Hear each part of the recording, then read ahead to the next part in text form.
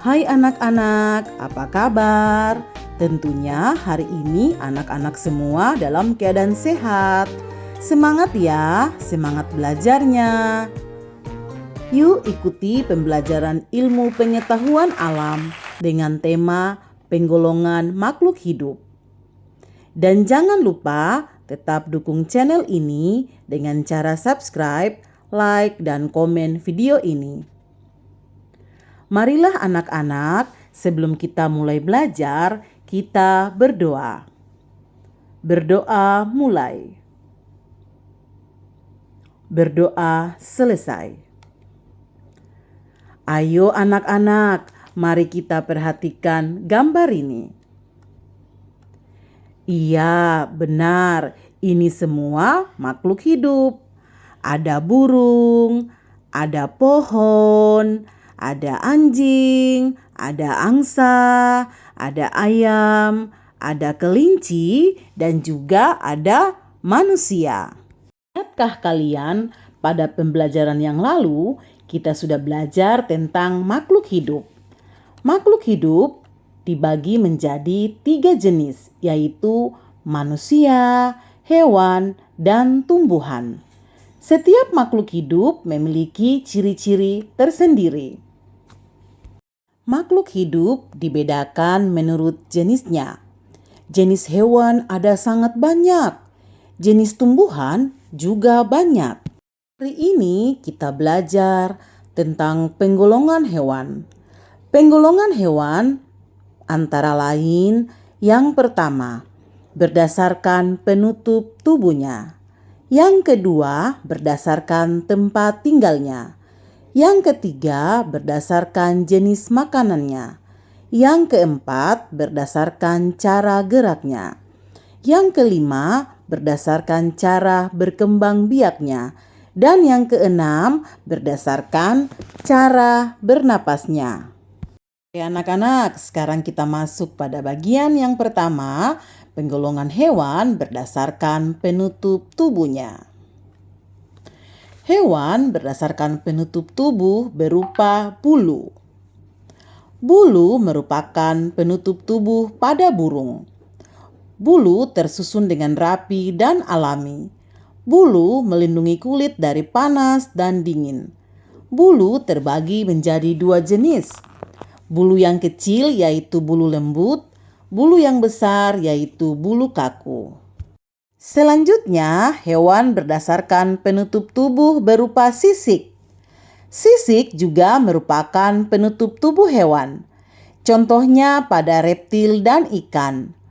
Reptil adalah hewan melata, misalnya ular, buaya, dan kadal. Sisik ikan dan reptil berbeda. Sisik ikan selalu berlendir. Berikutnya, hewan berdasarkan penutup tubuh berupa rambut.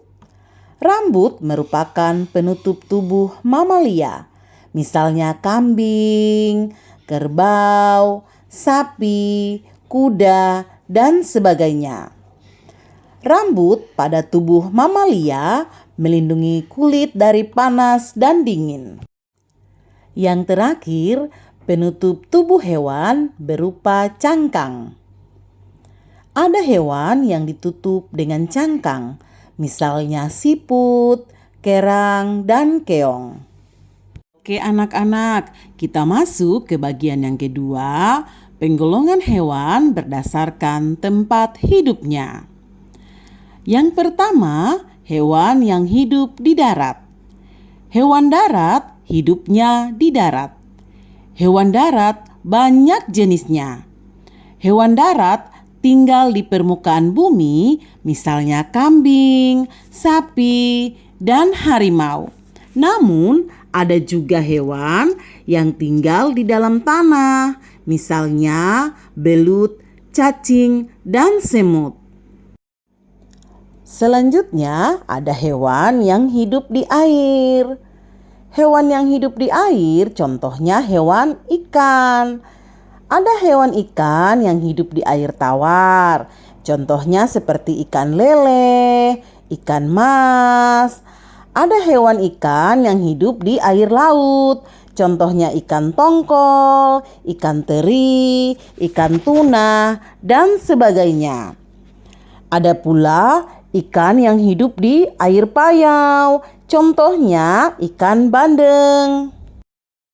Berikutnya, hewan yang hidup di dua alam. Contohnya seperti jenis katak. Katak bisa hidup di air dan di darat. Karena katak bernapas menggunakan paru-paru dan kulit. Oleh karena itu, hewan katak sering disebut hewan amfibi. Kita masuk pada bagian yang ketiga, penggolongan hewan berdasarkan jenis makanannya. Yang pertama, hewan pemakan tumbuhan. Jenis hewan pemakan tumbuhan sangat banyak, khususnya pemakan rumput dan daun. Misalnya, hewan kambing, sapi, dan kelinci. Hewan pemakan tumbuhan sering kita sebut herbivora. Ada hewan pula yang memakan biji-bijian, misalnya burung merpati dan burung perkutut. Ada pula burung pemakan buah-buahan, misalnya burung jalak dan burung kutilang. Ada pula hewan pemakan nektar, misalnya lebah dan kupu-kupu. Nektar adalah madu atau sari bunga. Berikutnya, hewan pemakan daging. Hewan pemakan daging sering disebut karnivora. Contoh hewan pemakan daging misalnya harimau, singa. Ada pula hewan pemakan bangkai, contohnya seperti burung gagak. Ada pula jenis hewan pemakan ikan, contohnya burung pelikan, elang, dan anjing laut. Selanjutnya, hewan pemakan segalanya. Hewan pemakan segala sering kita temui.